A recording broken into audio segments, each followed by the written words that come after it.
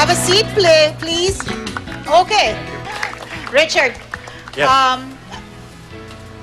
You met each other through the internet Yeah, in a Facebook. chat room. Facebook. What happened? You were chatting with her, and did you just fall in love? Was it a slow I process? think we actually fell in love over the chat. It's just we had understandings. We had to know each other better first. A couple of years of just chatting and talking, sometimes up to 6 or 8 hours a night. 6 to 8 hours. So from the beginning, was she honest with you that she's a transsexual? Oh, honesty is the only way. It's that and communication. That's what makes a relationship work. How did your family react to this relationship? Well, what's left of my family is my father's passed. My mother's still alive, God bless her soul. She's 91. But she's not fully aware of everything that's going on. And then I have my sister, who she's like me. She, doesn't matter. Justine is just a beautiful young lady. Okay, from falling in love to coming to the decision to ask her hand in marriage, how did that come about? We talked and dated, I guess, if you will, and we just felt the time was right. I asked her hand in marriage, and she accepted. Ikaw nga, Justin, magkwento. How did he propose? Simple lang yung pagpapropose niya. Nakahiga lang kami sa bed, tapos nanonood kami ng TV. Tapos sabi niya, kung aalokin kita ng kasal, oo ka kaya. Sabi ko, try mo muna. Malay mo, di ba?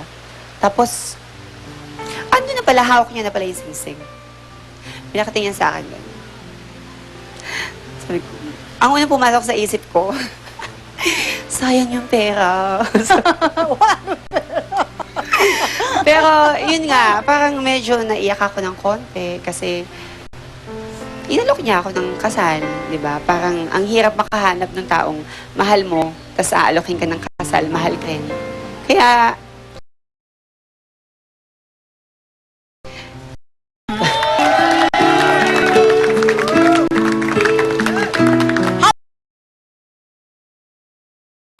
With all my heart.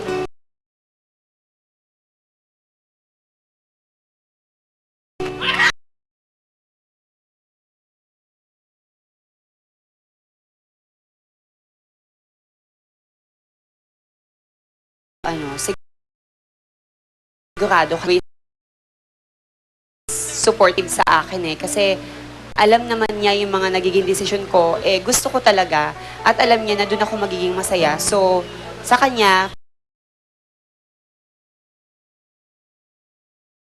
parang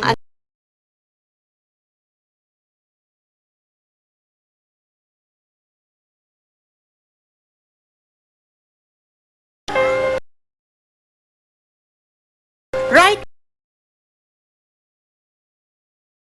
now,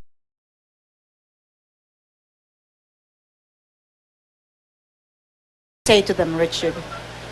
For those cynics that are out there, they probably need to get to know other people and get a little more variety in their life. And understand that we're all human. We're all here for the same reason. And just let's get along.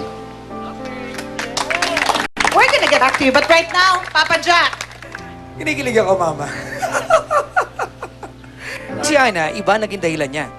Sobrang pagmamahal sa isang Hapon. Nag-decide siya na magpa-transform, maging transwoman. Bakit? Married na kami ng 1 year, I decide na magpa-transsexual kasi parang hindi buo yung pagkatao ko na nasa tabi ko yung mahal ko pero nasa katauhan ako ng like a man. Have you know what I mean. That's why I decide na magpa-transsexual is because I love my husband very much. Okay, one last question. Masaya ka ba sa ginawa mong pagpapatransform? Yes, of course. Kasi hindi ko naman gagawin to na hindi ko nararamdaman sa sarili ko yung... Alright. Mama, reaction mo dyan. Bang, talagang yung mga kasama natin ngayon, ang hilig sa foreigners, ha? At alam mo, bakit nga ba hindi Pinoy? Ang Pilipino, masarap magmahal. Naranasan ko na yun. Kaya lang, ang sa akin kasi gusto ko, yung pag kinasal ako, yung legal. Gusto ko yung talagang masasabi kong kinasal ako. Ganon. Yung security dun sa pagpapakasal mo, makukuha ko. At saka talagang ganito, hindi ako pinalad sa Pinoy, minahal naman niya ako, tinanggap niya ako ng ganito. So, ba't pa ako maghahanap ng Pilipino? Andiyan na siya. Aalamin natin kung saan, kailan, anong isusuot niya. Sa pagbabalik ng Starbucks! Dito, kasali kasali ka!